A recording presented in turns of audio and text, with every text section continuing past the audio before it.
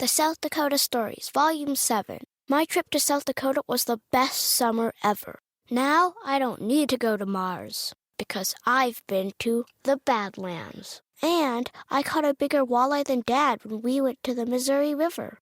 Then I rode my bike through these huge rocks called needles. Ooh, I also saw my first herd of bison, even a fuzzy furry baby one. I can't wait to go back and see more. There's so much South Dakota, so little time. MSW Media.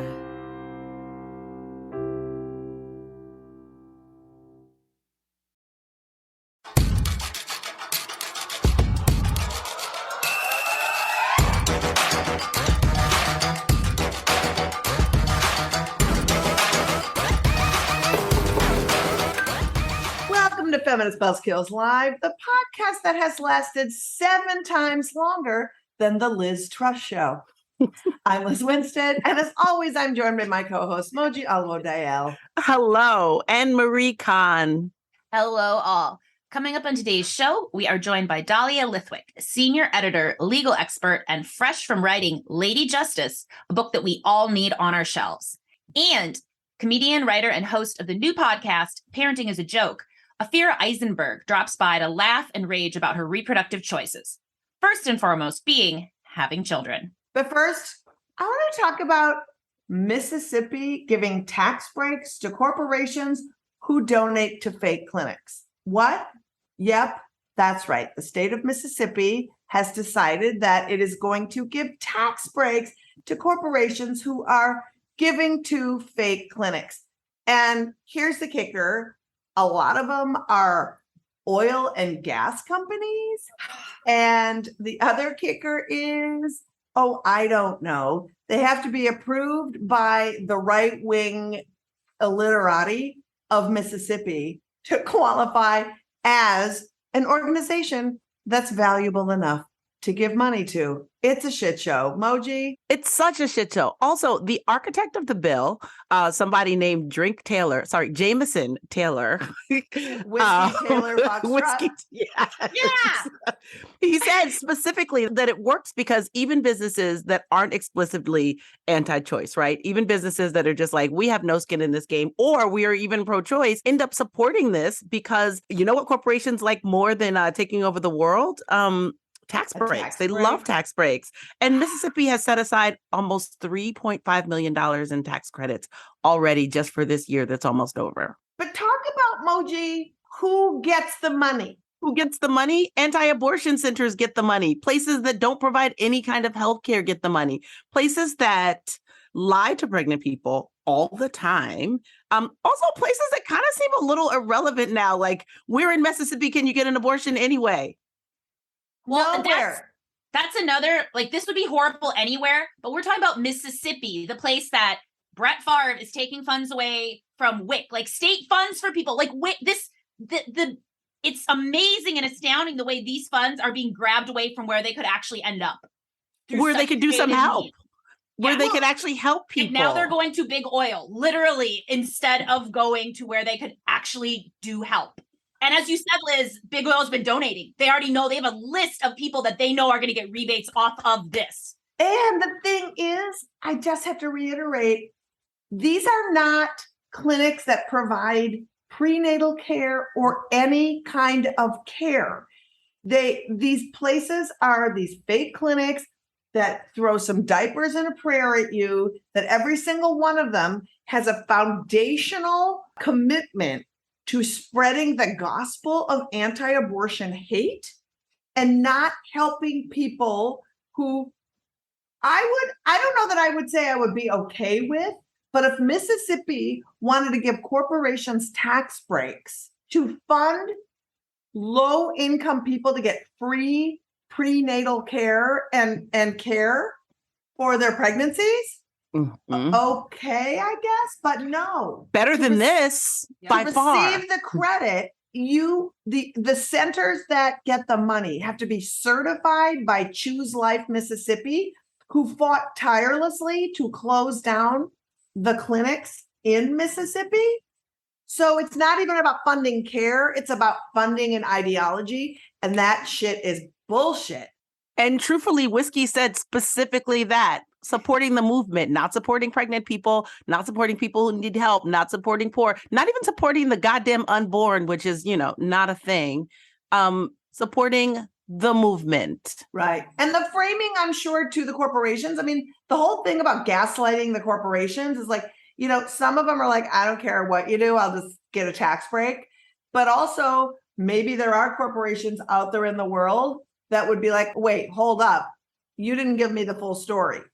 It just, the whole thing feels fucked up and wrong. Obviously, we're going to put the link to this article in the show notes, but this should be bigger news. This should be much bigger news to the clinic that literally was the last one standing in Mississippi, now gone, people desperate for care, and corporations are getting funded to come there because they get a tax break to give money to the clinics that don't do anything except shame pregnant people desperate for the care they need. Fuck that shit. Fuck that shit for real. Should we move on to the good news? I feel like maybe we should move on to the good news. Is there good news? There's good news? Maybe there's a little good news. In this economy? I know. We have some big stories to break down, but as you all know, before we get to our bigger stories, we love to just give you some quick hits of the good, the bad, and the continuing garbage that happens. So I'll kick off with the good. This week, President Biden held a press conference announcing he will codify Roe v. Wade if Dems keep the House and expand the Senate. In a related story, I will pay for all the abortions in the country from now till forever if I win the lottery. Those sound like exactly the same things to me. On Monday, House Democrats introduced a bill, a resolution that would give the FDA authority over states to regulate access to abortion bills. This, the hope is that the FDA having this authority would override these individual state bans on medication abortion and also allow the U.S. Attorney General to take action against states that enact laws that limits a patient's ability to get them. And many states already have these on the books. So perhaps this will pass when Liz wins the lottery. Yeah, keyword hope here, and hoping that the Senate is going to end the filibuster and then allow this to pass. And oh my God, a lot of hope. So these haven't been that good of stories. Marie, do you have an actual good story? I do. I have a story of someone in office currently. I'm here to remind you all that Tish James, my Attorney General of New York State, just how awesome she is. Not only did she make the choice to give a really candid disclosure of her own abortion story back in May at a rally, she's now encouraging voter education and turnout, specifically centering reproductive rights.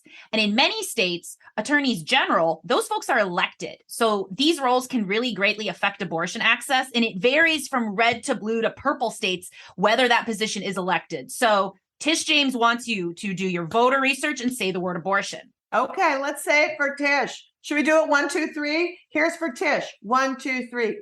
Abortion. Abortion. I just want to say you could have a Tish James or you could have a Daniel Cameron. What do you want, people? What do you want? What do you want? Yep. Plus, in the Southwest, we have a bright spot in Arizona.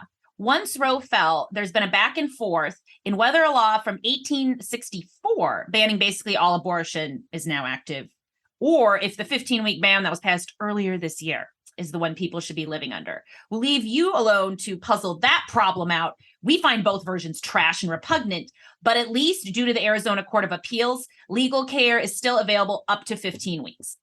It's kind of like the opposite. It's the opposite of a Sophie's Choice. Gee, which one can I pick? Can you just take them both? Yes. I don't have love for either. I don't want. No, they're like, well, you need to stay pregnant and also maybe die because we don't care about your health care. Also, can I just remind the two of you, those were the good news stories? Oh, gosh. Yes. We should really look into seeing if good news means what we think it does, because those are not great news They stories. were not great. We were really scraping to find some good news because we don't want to just be the bearer of awful. But I'm going to roll into the bad because here I go. Here's the good news. Ohio has a indefinite stay on their 6-week abortion ban. So people are providing abortion care in Ohio. Awesome. You say, Liz, why is that in the bad news? Oh, because Ohio Attorney General Dave Yost is appealing a judge's order blocking the 6-week abortion ban.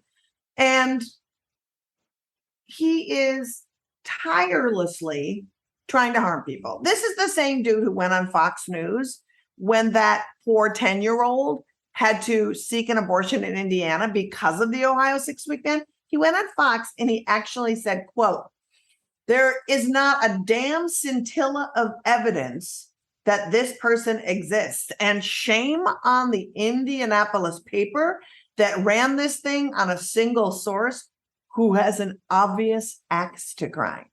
We know he has an axe to grind. Fuck him. Die in a fire. Oh, I have some other terrible news. Oh, great. Pro-life, no matter what, just sounds like a benign political opinion. But in the state of Louisiana, officials were ready to withhold funding to complete essential flood protection in New Orleans, solely because the city's attorney general remains unwilling to prosecute people who have abortions. And that's right. That means elected officials in the state that brought you Hurricane Katrina, I saw those pictures, think that a repeat of citywide flooding would be perfectly fine, so long as people who need abortion care are properly penalized for seeking it. And now, from the bad, we are going to move on to the continued fuckery.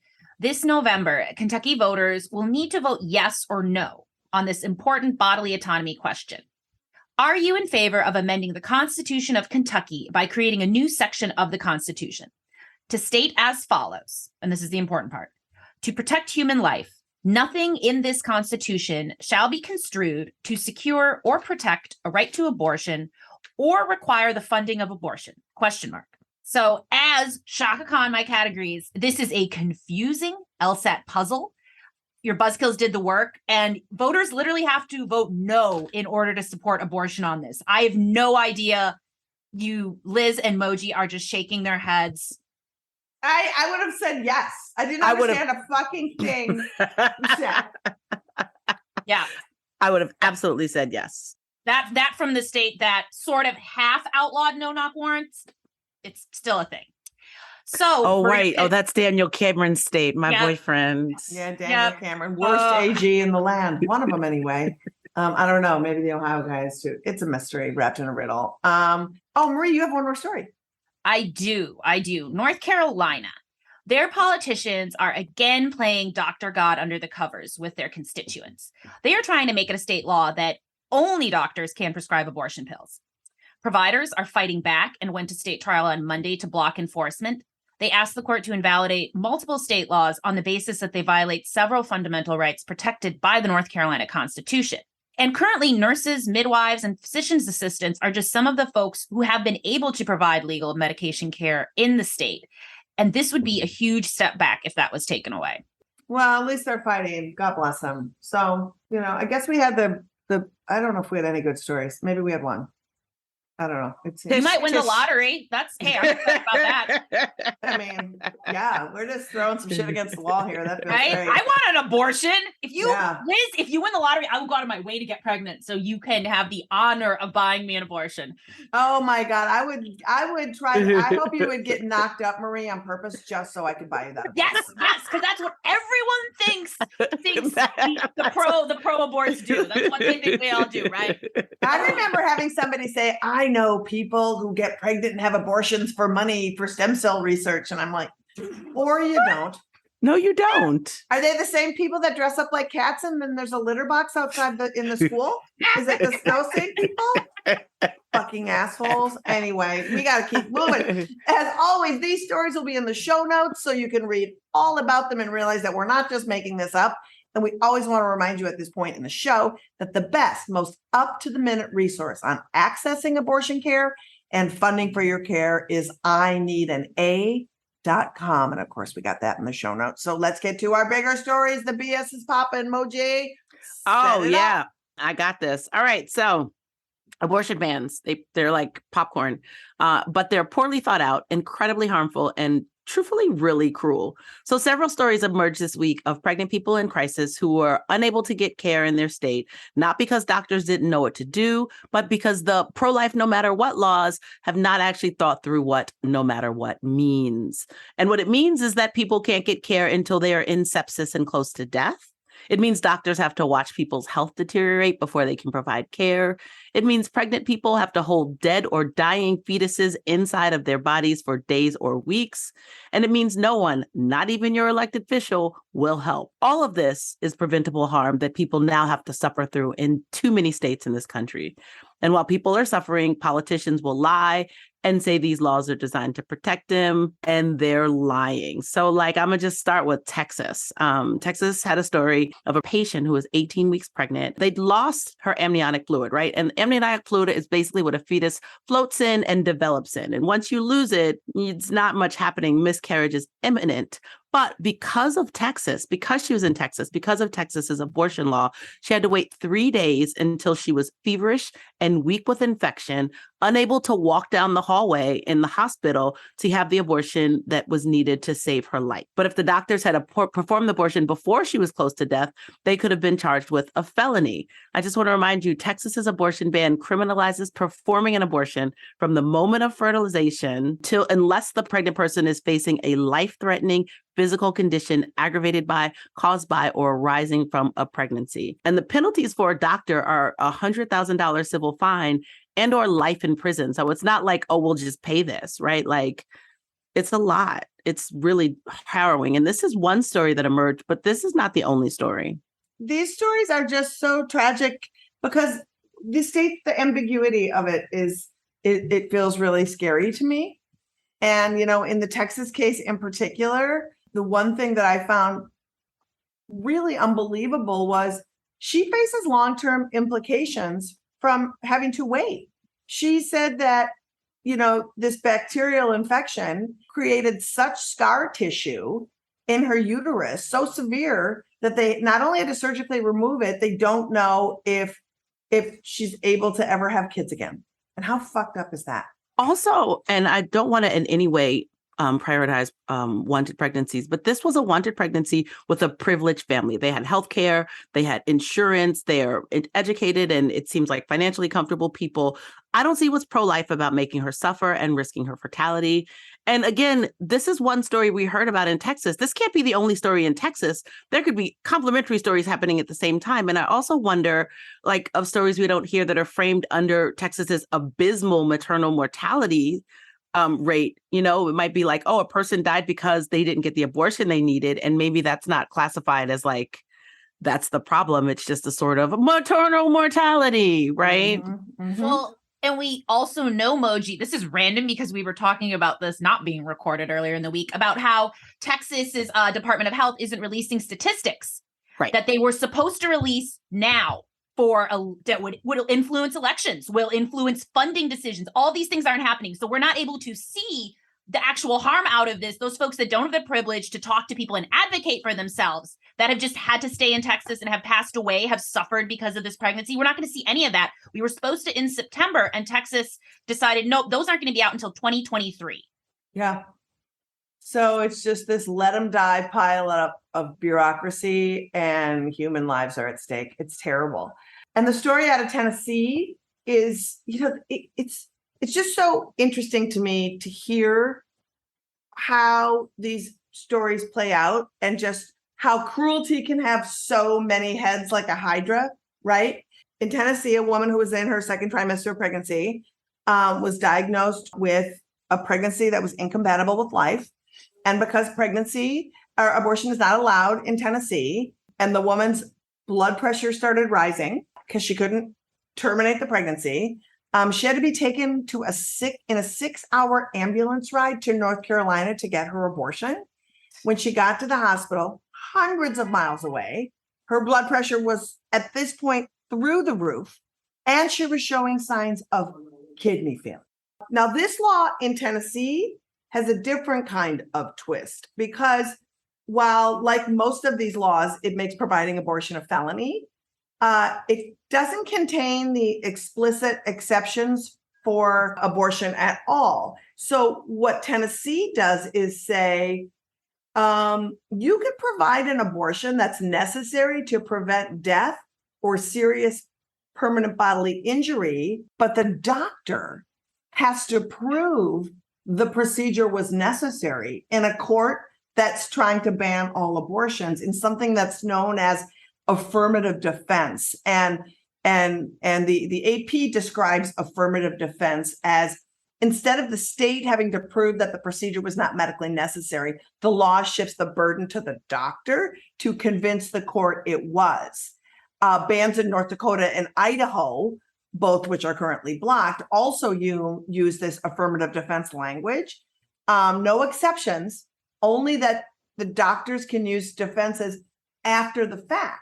But guess what's not? No doctors providing any care. And And why would you? We talked about affirmative defense when we talked about a lawyer who literally in Tennessee who left her job specifically because she read this. It was like, what the fuck? And she because how do you work in that framework? Yeah, it's impossible. Also, what really stood out to me, besides the obvious harm to the pregnant person, was that a note that OBGYNs are not being allowed to talk about these harms that are exacerbated by abortion ban. And there was a doctor that they named specifically in the story. And they're moving their practice out of Tennessee. Their doctor, it was the doctor of this patient. The doctor of this patient is moving. They're moving out of Tennessee because they were like, I can't work in these conditions. And it's true. As a doctor, you're signing up for either being sued, having to affirmatively defend yourself, or watching your patients die. That's a Sophie's choice that nobody wants either. Right. Yeah. Well said, Moji. Well, to round this out, letting you all know about in Missouri this last August, a 41-year-old woman outside of Joplin who was just under 18 weeks, she had her water break. Experiencing vaginal bleeding and other symptoms, her doctors told her the news that sadly her desired pregnancy, which again, not a context for abortion, but does matter for this story, would not be able to survive, and she needed an abortion, which was not an option in her state. Missouri statute says providers cannot intervene in the setting of a pregnancy with a positive fetal heart motion unless there is a medical emergency, which of course Missouri as a state leaves intentionally vague. What followed for this pregnant person was calling out to 3 other states to try to get care, and she called her state senator Bill White, specifically to address how this legislation was actively working to kill her. His office responded by recommending Attorney General Eric Schmidt, and also connecting her with Choices Medical Services, a fake clinic in Joplin. Melissa said that this clinic was unhelpful and slowed my progress for actual care. This pregnant person finally arrived at Hope Clinic in Southern Illinois, where she could have a legal abortion, and went into labor and got her care. But what she didn't get to do in any of this whole journey was have the comfort and closure of being close at home to mourn with her friends and family around, with doctors she trusted and knew her medical history. And what was forced, it's horrific. Ugh. These definitions of what intervening is, I can't stress the dehumanization enough. The only way intervention could happen in Missouri is if her vital signs plummeted or infection set in, or like you said, the fetus no longer had cardiac activity. If those things happen in your home or wherever you are, do you have a chance to even get to the doctor to save yourself? You know what I mean? The lack of thought these assholes put into this is just astounding. Oh, and that's the other fucking thing, Liz, because they have the benefit of all the advanced thought. Missouri could only predict this type of medical need would occur. They worked hard for this. They gleefully planned for abortion to be banned when Roe fell. And Moji, I think you said willful harm earlier. That is exactly what the state's doing. It's only acting in willful reproductive harm. And in this particular person, we only know about it again because she lived and she had the strength to talk about this and the support of a partner. She had structure. She had all of this. She still is not privileged, but she had enough privilege that she got to have this voice. Also, a legislator who does not know that a fake clinic can do nothing for a person in any sort of obstetric crisis should not be legislating about what we do, right? The fact that he's oh my gosh, you're having a thing, go to a fake clinic. Do you not know what fake clinics do? Do you not know what these anti-abortion clinics do? They don't know. They keep saying they provide care. They give them all the tax dollars. They don't fucking know. You don't know that they don't have doctors or medical licenses? It's so wild to me that they'll put all these faith in these what are these, snake oil salesmen, right? And then they'll just throw their constituents at them. It's wild. It is. Anyway, and like you said, Liz, like, you know what, you should be, if you're gonna outlaw abortion, then like throw your money at prenatal care, fund a daycare, fund something that helps people, not these fake clinics that are useless. Right. Yep. And something that I think is interesting by these three examples and scenarios, that a need for abortion, including for the health of the pregnant person, for the comfort of the fetus, all of that can emerge at any time during a pregnancy. So really, I'd like to flag for our listeners that all of these three people's reproductive journeys, they happen to need life-saving abortion care in the second trimester, and then 2 of them after 17 weeks. So we've got to see the place for abortion care, actual full spectrum care at any stage of pregnancy. And we also need to remember that in all of these situations too, even when fetal demise has happened, the fetus is dead, someone is still carrying that dead septic pregnancy. So they are still considered pregnant and they're still being forced to be a vessel of the state.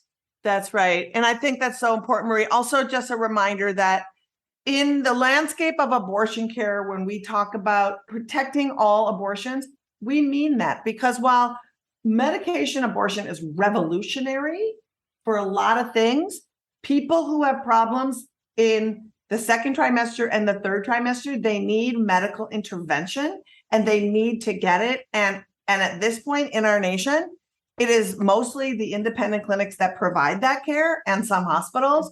And we need to be fighting for all of that. So I just want to say that. So, these are just a few of the stories in a pile of horrible stories like this. And unless people decide that abortion is important enough to prioritize in these upcoming elections and in their ongoing activism, these stories will become a permanent reality. And do not think you will not be affected by it, because you will. This is not a privileged thing. This is an everybody thing. You will not be protected. So I think it's the perfect time to move on and talk about the importance of the justice system in this fight. And we have the perfect guest to do that. Marie? Yes. Joining us today is Dahlia Lithwick. Dahlia is a senior editor and legal correspondent at SLATE and the host of the podcast Amicus, which breaks down everything you need to know about what the Supreme Court is up to. Her new book, Lady Justice: Women, the Law, and the Battle to Save America, tells the gripping and heroic story of the women lawyers who have fought the racism, sexism, and xenophobia of Donald Trump's presidency and won. Hi, Dahlia. Hi, Dahlia. So good to see you. Thank you for having me. It's good to be back, even under dire-ish circumstances. It's good to be with you. Yes, I'm excited to talk to you about this new topic, your book, Lady Justice. It's all about the great female legal minds of the justice system who fought back and won against attacks. And I think that a key takeaway for us is the importance of realizing how the Supreme Court, with no women on it, deliberated on cases like Griswold or Roe v. Wade, versus now how a court that has women on it discusses more recent cases like Whole Women's Health v. Hellerstedt. And I was hoping you could open by talking about those differences you saw. Yeah, I mean, in some sense, the book starts with those oral arguments in Whole Women's Health, because for me, it was like we were just a breath away from something really spectacular. And of course, the book ends with Dobbs, where we're really far away from that thing. And so it's not an entirely hopeful arc, but I really was struck when I went and covered oral arguments in Whole Women's Health, and that was an earlier attempt by the state of Texas to essentially pass a bunch of onerous regulations that had no purpose other than to close clinics. And oral argument was really moving because you had 3 women justices, you had women oral advocates, you had Chief Justice John Roberts trying to keep time, and like Ruth Bader Ginsburg just shouting him down and being like, let her finish, give her more time. And I had contrasted it to, in Griswold, which was the case before Roe, the precursor to Roe, that established that there's a constitutional right to use contraception within your marriage. And I contrasted the arguments in Griswold, where it was a bunch of men talking to men, and they're like trying to talk about birth control, but they're so embarrassed they won't even name the devices. They actually tell each other not to name the devices. They're like, okay, no need to name what it is that we're, and then you have this like comedy routine where nobody even knows what it is that's being regulated by the state of Connecticut. And so for me, the progression to talking about women's bodies in the third person, low information, my wife once told me that, if you have and it's crazy. Like, how can you regulate something if you can't even freaking name the thing you're regulating? Yep. And then to get to, for me, to Whole Women's Health in 2016, where the actual justices are saying actual words and they are women in the room and advocates are talking about women's lives. And it's no longer this ridiculous kind of patriarchal structure where men decide with men, among men, about women's bodies. And so I really was completely moved at the time by what felt like an inching towards women being visible to the Constitution. And I guess I will just say, womp womp, fast forward to 2022 and Dobbs, and you're right back squarely in the land of, Samuel Alito writing, we talked about this, I know, after Dobbs, but writing about, witch burners with approval and writing about, women's lives without any reference to economic hardship or medical hardship. And we're right back to that time, of the drafting of the 14th Amendment where women are all but immaterial. So we moved, I think we really surged forward in Whole Women's Health. And I think we've slid back. Also with the right women on the court, it's like women who actually are not sitting and enjoying the proximity to white supremacy so it benefits them. You see that shift in women from RBG to Amy Coney Barrett, and you see the detriment of women who are here to serve at the pleasure of men and how terrible it is. Yeah. And Amy Coney Barrett becoming somehow a voice for, there's no burden on women in forced pregnancy because they can just, drop the baby off at the fire station. And, as somebody who's both had children and adopted children, the fatuousness of the claim that there's no hardship on women and the idea that a woman would speak those words and that would get sewn into the Alito opinion. It's just, I've been saying it's so painful to watch as this term begins that we're going to have, a Latina, a Black woman, and a Jewish woman on the descent of absolutely everything. Yeah, absolutely everything. And what does that say both about women's progress, but also women that cannot claw their way out of this box that we've been in for, centuries? And also women, it's funny because I did not even think about the fact that we have all these women, and then we have one woman who is so white, and she is sitting there with the patriarchy happy. One of the things I really loved about Lady Justice is also that it introduced us to incredible women like Pauli Murray, who I think I know lots of things, but I had not known about her and whose ideas have been co-opted and uncredited. And can we talk a little bit about Pauli Murray and how her ideas have had a profound role in shaping some of the liberties we have today? Yes. And I'm so glad you asked that question because I'm totally obsessed with Pauli Murray. And I'm just going to say I got the book right after reading about her in your book. I got her book. No, I actually spent this weekend rereading Pauli Murray's autobiography because I think Pauli Murray we all live in the slipstream of Pauli Murray's work, and none of us, and I went to law school and nobody taught me about Pauli Murray. So Pauli Murray is kind of everywhere and nowhere in constitutional thought. And I feel the way you do, which is it's kind of such an arresting sin of who gets famous and who gets credit. Yep.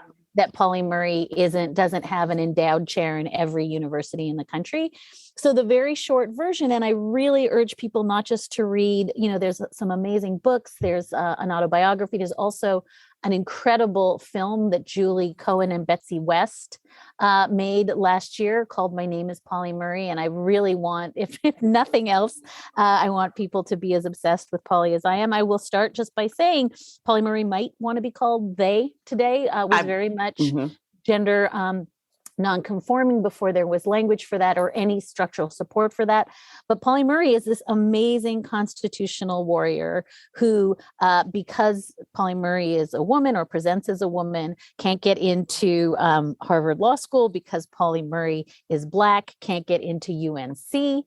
Pauli Murray gets every single door closed and yet somehow knocks out a paper at Howard Law School where she graduates top in her class that becomes, without credit, without being informed, the central theory that becomes Brown v. Board of Education, which is Thurgood Marshall's argument in Brown That's Pauli Murray. Finds out years later, by the way, oh, whoops, we took your law school paper, and that was the spine of the argument in Brown.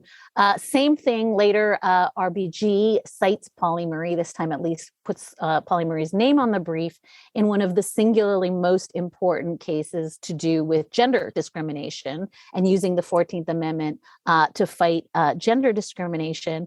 And Pauli Murray, part of the reason I'm obsessed is like what you just said and I just said, which is how does history ultimately just completely erase this person? Yeah. But also, I think Pauli Murray for me becomes an avatar of how women do change. And it's not necessarily Bob Mueller's going to save us and Adam Schiff is going to save us and we're all going to sit back and wait for the next guy to save us. I think women have been doing change standing on the shoulders of other women, particularly Black and brown women, for centuries. And that one of the things like a little bit wanted to do in the book is counter program that kind of, if I just buy enough RBG tote bags and t-shirts, then I too, am engaging deeply with reform work and democracy building, because I just think that's a really disempowering way to do, social justice. And so I wanted to both lift up somebody who RBG always said, by the way, I stand on the shoulders of giants, and always name check Pauli Murray, but also to sort of think about the ways in which women actually bring about legal, constitutional, statutory change. It's always in huge armies. It's always people who are doing 6 things at once, spinning all these plates. It's always people who don't get credit and don't claim credit because it doesn't matter. And I think maybe what I wanted to do was say that in this moment, when we are freaking the heck out, that all those women are all around us every day doing the work, and we might not have the tote bags and the t-shirts, but they're amazing and we should be lifting them up. I agree. And oh my God, I love that answer. It's such a good answer. And, as a point of personal privilege, I was so glad that Bridget O'Meary was in the book, because you and I have a special relationship around that case. Yes, we do. And it was, she argued something that I believe, and we've been talking about this, and there was very few people that talked about it in the media at the time. You were one of them.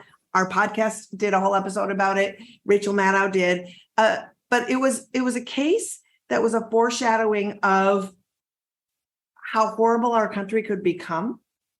And shame on Susan Collins for not understanding this case when Brett Kavanaugh was showing his whole ass in her face. And she's like, I'm going to talk to him instead of watching something that he wrote. And I just wondered if you would talk a little bit about this case of Jane Doe, an undocumented young person at the border who had every right to get an abortion and had this horrible man named Scott Lloyd step in her way, and Bridget O'Meary being just like coming in and taking her through. Yeah. And it's true, Liz, you and I were together at the end of that case. And also, I think, watched while the Trump Justice Department tried to sanction Bridget for doing that case effectively and for winning. And that was horrifying. And you're right. I think the case, in one sense, we can look back, and it was this shocking case where, as you said, teen migrant at the border had already been given a waiver to terminate a pregnancy by a Texas judge, not an easy feat. A Texas judge had said, yes, you can terminate the pregnancy. And then, as Liz just said, we had a government supported shelter that simply would not open the door and let her out. In no small measure because F. Scott Lloyd, who was in charge of the shelters, actually didn't care about migrants or refugees or anything. He just cared about, we found out later, tracking teen girls' periods so that he could keep track of who was fertile and who wasn't. And he could literally use his power and stature as a government actor to go and talk them out of abortions. That was what he saw his job as. And shocking as that whole story is, as Liz just said, the administration jumped in behind him. And he had, at every turn, he had the administration supporting the claim that somehow a woman's constitutionally protected right to abortion doesn't matter if you're a migrant teen at the border, because why? I don't know. You're poor because the state has some interest in preserving quote unquote life. And the only other thing I'll say is that Bridget won. And while they threatened to sanction her, she was not sanctioned. And we can look at that case as another one of those examples. It's where you started, where, we won huge, but then we lost because under Dobbs, none of that triumph matters. But I also think, and and I think you said this, Liz, but I want to say it again. It was such an emblem of how they would go for the poor and the brown and the parentless, somebody who did not have the resources to fight, that they would start with people of color at the border, because that's always where it starts. And so for me, I think of this case as sort of a piece with conversations I've had since Dobbs with a lot of repro activists who keep reminding me that if you were shocked when Dobbs was overturned, you were never a Black woman in Mississippi. As Jane Doe went through the court system to access her abortion, finally, she was granted it, but there was a dissenting opinion written in the lower court. Do you want to tell everybody who wrote that dissenting opinion? Why, that was feminist champion Brett Kavanaugh. Mm-hmm. Did you know he coaches women's sports? Yeah. I mean, he wrote, and it wasn't just that he wrote the opinion. I mean, I think this is your point about the writing was on the wall before he went into his confirmation hearing, because he wrote an utterly gratuitous dissent when the DC Circuit allowed the abortion to happen. And believe it or not, it had to go all the way to the highest, court right below the Supreme Court before, and the clock was ticking, we should say, because at very, very, very imminent for the plaintiff in this case was she was just going to lose the ability to terminate her pregnancy in Texas. And Justice Kavanaugh, then Judge Kavanaugh, writes an opinion that is so clearly an audition for the Supreme Court. Donald Trump had already promised he was only going to put people who overturn Roe onto the bench. He had already done that with Neil Gorsuch. And you're exactly right. He's putting words like abortion on demand, these words that actually have no constitutional meaning. They're just SoundCloud. I'm narrow casting to the president and the pro-life community that I too, while I have not written opinions on this, am prepared to overturn Roe. And so I think it's really important for people who say, who could have known what Brett Kavanaugh would do in Dobbs? He literally wrote an unnecessary dissent using a whole bunch of language that told us very, very clearly, look at me, President Trump, I'm here too, and I want to be on the top of your shortlist. And by the way, he went from not being on Trump's shortlist to being the shortlist. Exactly. Thank you so much, Dahlia, for joining us. I really wanted to just comment and just shout out a really rich chapter you did on Stacey Abrams. This should be required high school reading. It's just this beautiful piece. You wrap up so much and show how it is so important and contemporary for us to understand this and actively work against this. And as you talked about too, look at the shoulders of the Black women we're standing on that are still out here doing all of this work. So thank you so much for joining us. Thank you, Dahlia.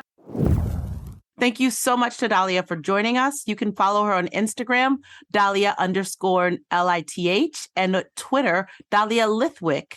And you can purchase Lady Justice in stores and online now. But let's go to a break. We couldn't do this podcast without the help of our fake sponsors. And today, FBKL is excited to talk about Liagra, the little spew pill. Have you ever been shouting whore at abortion patients when, all of a sudden you get an erection? Or maybe you popped a Waldo when you were screaming, "Stop the steal" at the Capitol on January 6th. Sound familiar? Then you need Liagra. Liagra is the anti-boner supplement that prevents your joystick from revealing your lust for lies, which means you can keep those passionate feelings for oppression to yourself while preventing the woke mob from canceling you on their quest to enjoy for the rest of us. But don't take our word for it. Liagra ambassador Joe Rogan swears by it, saying the time-release capsule means Liagra is effective through an entire podcast taping. And Liagra manufacturer Elizabeth Holmes says she has had to add on to her garage to keep up with the demand. So before you head out to that next men's right convention, pick up some Liagra. If you order now using promo code BONERBUZZKILL, you can get 10% off your first case. Liagra, when you need to dull your shame sword. That's a terrible product. We have the best sponsors. The Waldo. Yeah. Waldo. There you go. Use it. Use it in your life, Marie. Use it in your life. Yes. Popping a Waldo. Yes. Popping a Waldo. To be honest, I was taken by shame sword. I was kind of into shame sword. A lot happening with Liagra. A lot happening. I think it's time. Let's bring on comedian, writer, and host Ophira Eisenberg. You may know her from the hilarious NPR's Ask Me Another, RIP. But the good news, her new podcast on iHeart, Parenting is a Joke, is even better. Please welcome Ophira Eisenberg. Hi, Ophira. Liz, hello. It's funny because I know we are typically in blocks away from each other, but here we are. Here we are. I'm super excited for your podcast because, of course, you know, I was a big fan of your NPR show and I was a guest on it a couple of times. But I have to say, I'm super psyched about this because you talking about parenting is some of the honest shit out there. And years ago, my sister said to me, Liz, I have to be able to call you and tell you that I hate my children and you can't judge me. And you need to know that it's like, I'm in the moment and I'm not going to do anything. You're not going to judge me.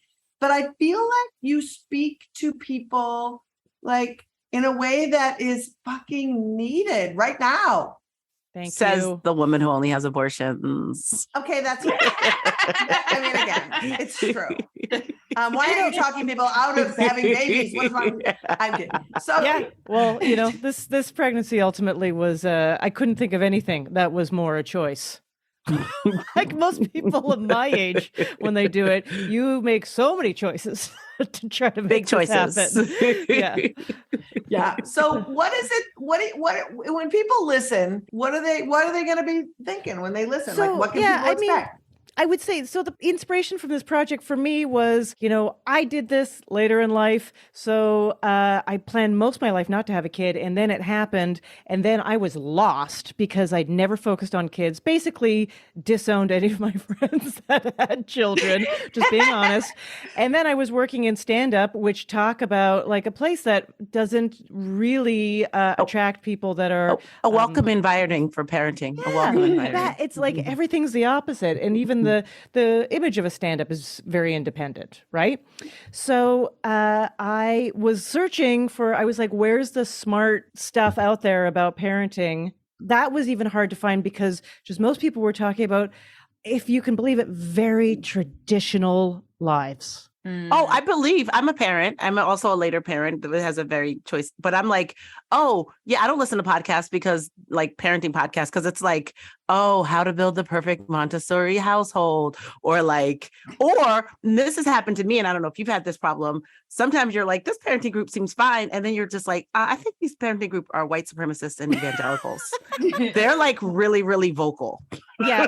Well, there was a lot of stuff. There's a lot of stuff in parenting where I'm like, oh, I get it. So I totally have to accept all of your point because that's considered the majority. But my viewpoint, which might be the minority, should never be spoken. Got it. Got it. And then just having weird hours, there's nothing out there for that. And I know, like, obviously comics work weird hours, but so do medical professionals and nurses. People that work in security. And like, there's a lot of people that work night jobs. And yet every parenting thing is like, oh, you need time for yourself? Just get up at 6. It's like, yeah, well, what if I go to bed at 2? So just no sleep for me at all? That's fine. Got it. All right. Thank you for that gripping advice.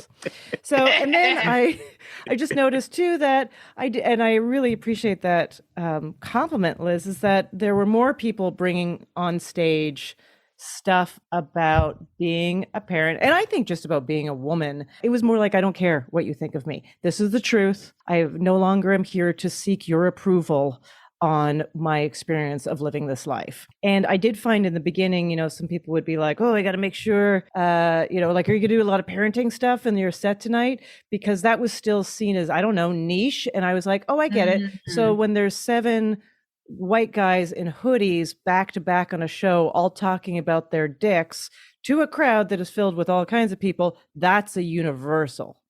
That's a genre. And also too, if those dicks happen to talk about parenting, it's hilarious. Oh, it's hilarious. They talk Oh my about goodness. how much they are terrible at it or just are absentee about it. It's like, isn't it great that I'm just like, I do like the whole babysitting thing. Oh, A lot of male comedians babysit their cat. Yeah. Mhm. Yeah. So there was a lot that I was like, I find this interesting. I want to push up against. I want to talk about this. There's more and more stand-ups. I also think there was like a thing. I don't know. Are we building an army? More and more stand-ups I knew quite recently made the choice to have a kid and whatever, or acquire a kid. So I was like, why is this happening now? Because we're all different ages and we're all at different places in our lives. So what is that? Is it that is there more space in this profession for that? I don't know. So I was also aiming to figure that out. I feel like we got to make our space in general, like all of us, like women. You know what I mean? People who are not cis men. we have to like find and make our space. I'm excited to have someone who is a parenting podcast on our abortion podcast, because most people who have abortions are parents. And I find, in fact, women and birthing people in my life have said that like once they went through the pregnancy and parenting Wombhole, that their abortion stance just became a lot stronger, right? And again, that's my personal experience. Have you found that out for yourself? Yeah, and I don't know the statistics on this, and I'm sure you guys have probably covered it, but we don't do statistics here. Sorry. Anecdotally, I would say many people I have talked to recently, they had one kid, they did not want to have another kid, but they did get pregnant, and they had an abortion. The amount of people... That is the primary story of my friends and abortion. 65, the stat is 65% of people who've had abortions are already parenting. Yeah. Yes, because you know what you're talking about. There's that. It's like, and I've talked about this a lot. Jessie Klein, who is a comedy writer, she was the first guest we had on the show that just released a couple days ago. And we were talking about, not wanting another. And not wanting one before and not wanting another. And that's how it goes, and how we would do whatever necessary in our lives to uphold that decision. Mm-hmm. And uphold that decision for anybody. Like for me, I'm the same. I'm like, no, I have that one. That's fine. Yeah. But also like uphold that decision for anyone. And also like, don't do this if you don't want to, please. Don't do this if you don't want to. Please. So yeah. And I just like even saying that, and I could tell when we were saying that to each other that we totally agreed. But I have this feeling of like, I'm going to throw this out in this podcast, and I bet it's going to make people uncomfortable to hear that. And it drives me it's a lot. It's just a lot all the time to go like, oh, all of a sudden this is a touching point. Oh, all of a sudden this is a touching point. So all the more reason. Having said that, and I love that you are just like, all the fucks are gone. I don't care. What is something that you want to tell people that nobody told you? Like the fucking thing that's like, I don't care if this, you need to know this about parenting. The one thing that I feel very suspicious of the monetization of the medical field. And I think in America, that is a big thing with insurance. As a Canadian, I just walked into this country being like, what do you mean? Like, I remember going to see a doctor and they asked me first how I was going to pay. And I was like, how rude of you. The doctor hasn't even seen me yet. How rude of you to ask for, I thought it was actually rude. Now I'm used to it. What privilege. But can you believe I just took it as impolite? Is there anything more Canadian than that? That's hysterical. But I chose to not do a midwife. Like I chose to have a hospital-supported pregnancy and birth, given the choice. And I found that you have to seek the doctors that you communicate well with, because I was a high-risk patient due to my age and everything else. I think the medical system is very mean to women. I think childbirth is still kind of talked about as like a witchcraft, like it's witchcraft for some reason. And half of it, they're like, oh, you'll see later. And you're like, why? Why will I see later? This is happening all the time. How about we just talk about it now? And I met this geneticist because I had to do genetic testing because, first I was over 40 and then Jewish. They take the biggest binder out of the bookshelf ever on that one. Started leafing through it. And I just remember this geneticist who was super smart saying to me, here's something that you're not going to hear about how they talk about women and pregnancy. They're going to throw statistics at you about all these things that you are going to be in high risk categories for, and things can go wrong. She goes, but you are creating my data. The good data is coming from you, because the data we're using in the past, we knew nothing about these women. We didn't know if they were, what kind of medical shape they were in. We didn't know anything about their history. We didn't know where they lived, if they smoked, blah, blah. She goes, we don't know anything. And this is the statistics that we're putting other women through, and they are mentally tortured by. So you'll do what you have to do, but realize that you're actually helping me because you're creating my science. Wow. I just want to jump in and say this is my week of understanding that medicine knows nothing about women, period. Nothing. Not a damn thing. Moji's on a tear because there I'm was on an a tear. article where doctors didn't know how the clitoris works and they were chopping people. It's like a mess. They know nothing about the clitoris. They know nothing about the clitoris. Can you imagine? They know nothing about birthing people. Can you imagine? Oh yeah, I can.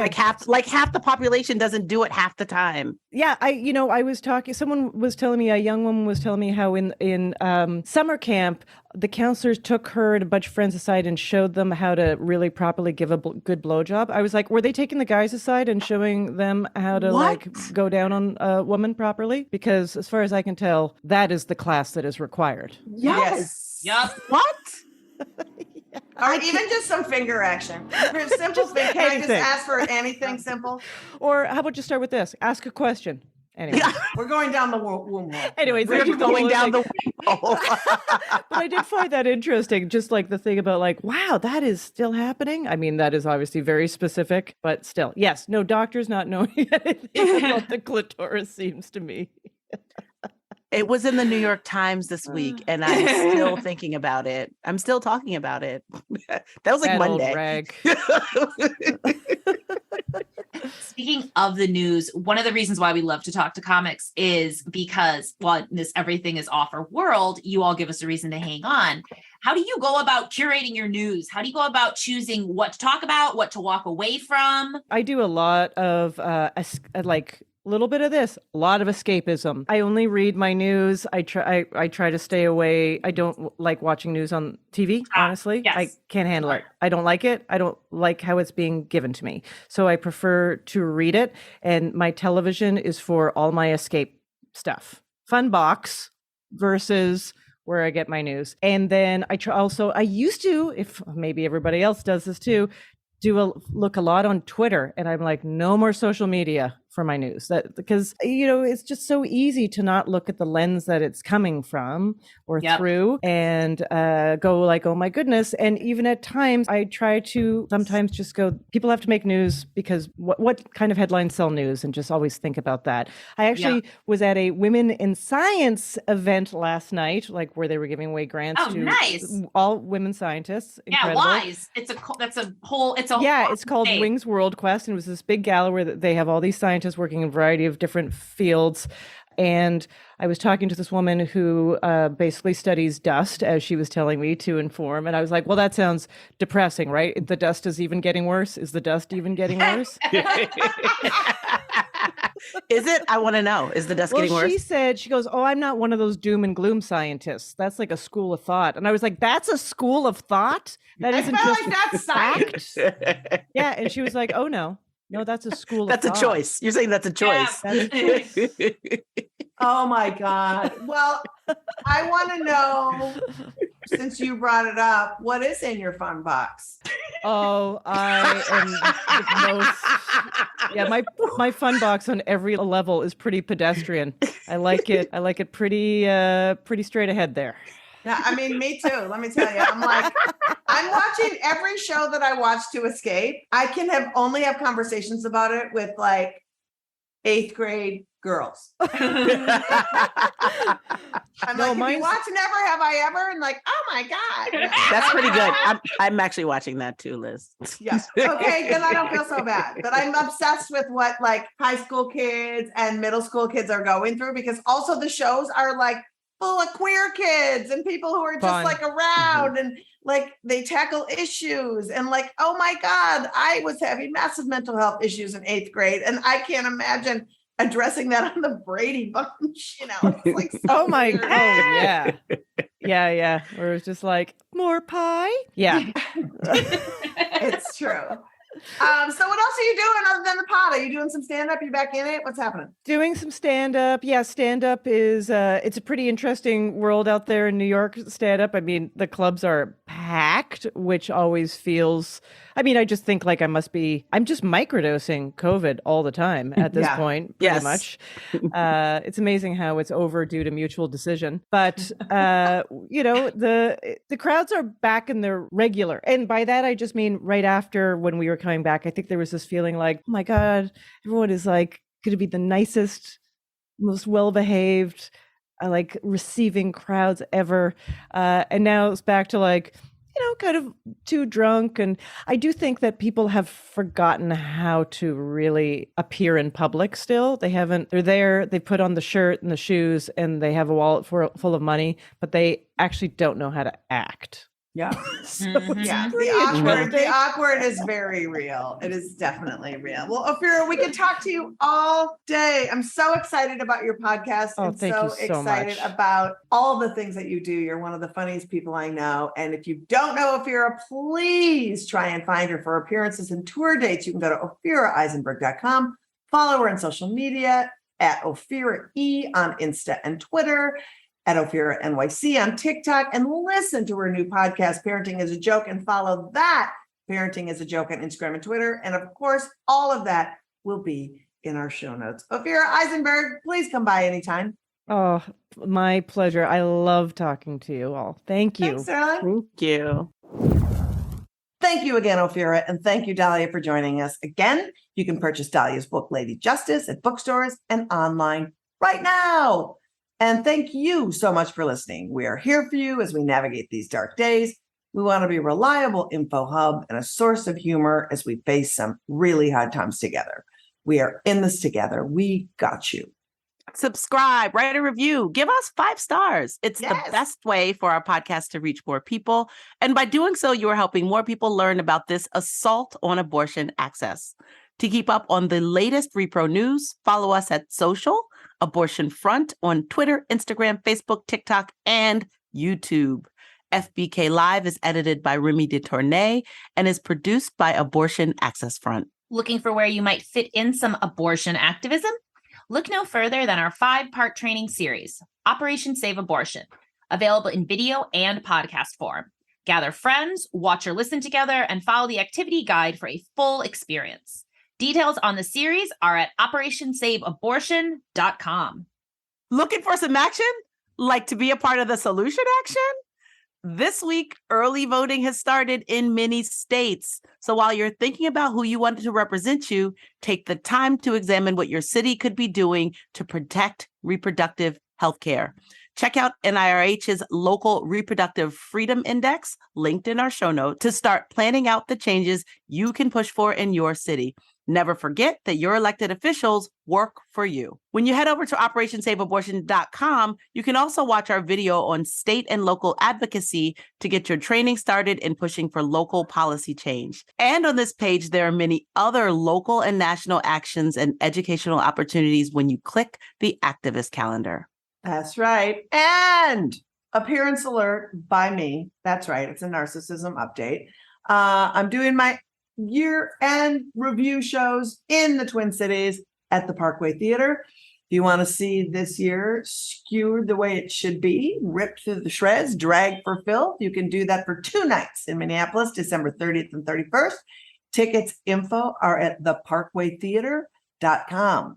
Next week's guest, writer, performer, and producer Sarah Jones, whose documentary Sell By Date is premiering on Amazon November 8th, will be joining us. Plus, Pamela Merritt, Executive Director of Med Students for Choice, will be here to talk about the challenges of finding abortion provision training, not only in the post-Dobbs world, but especially in the post-Dobbs world. And lastly, join our Patreon.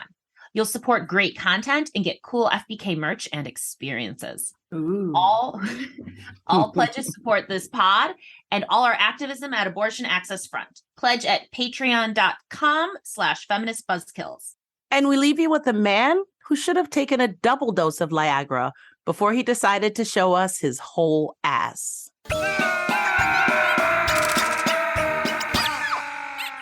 facts of the matter are women are dumber than men. Women should be subservient to men. Women have no place in male activities. Women have no place of partaking in the workforce. Women have no place of partaking in politics. Women have no place outside of the home. The home is a virtuous place for women. Women should be happy when they are in the home. Women should be grateful when a man puts a roof over her head and supplies the family with food and resources and energy and structure. That is what women should be thankful for, ladies and gentlemen. Feminist Buzzkills Live, the podcast from Abortion Access Front. When BS is poppin', we pop off. New episodes drop Friday. If you want to support our podcast and all the work of Abortion Access Front, like, subscribe, and join our Patreon at patreon.com/feministbuzzkills.